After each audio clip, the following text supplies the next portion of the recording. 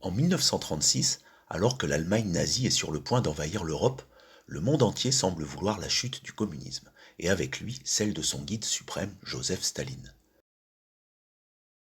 L'Angleterre, les États-Unis et la France, les trois grandes puissances capitalistes de l'époque, dirigées par des élites financières, appellent donc à la guerre contre l'Union soviétique.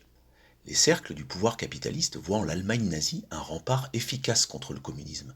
Adolf Hitler et le régime nazi bénéficient donc d'un soutien direct et assumé de ces puissances occidentales.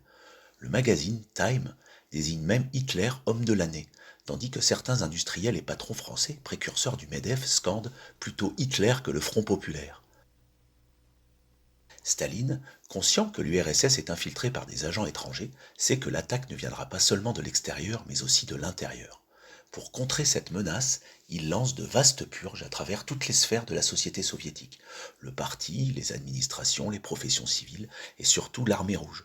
Soupçonnant une tentative de coup d'État orchestrée avec la complicité d'officiers corrompus ou manipulés par les services étrangers comme la CIA, il fait exécuter une grande partie du haut commandement militaire.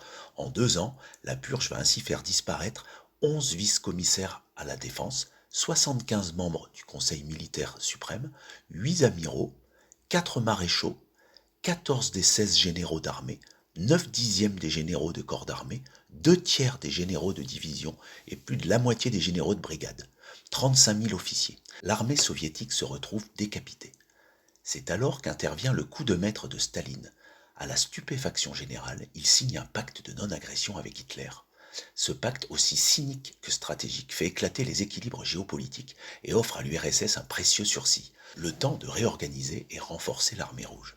5 ans plus tard, cette armée reconstruite et aguerrie tiendra tête à la machine de guerre nazie et finira par infliger à Hitler une défaite décisive, notamment lors de la légendaire bataille de Stalingrad.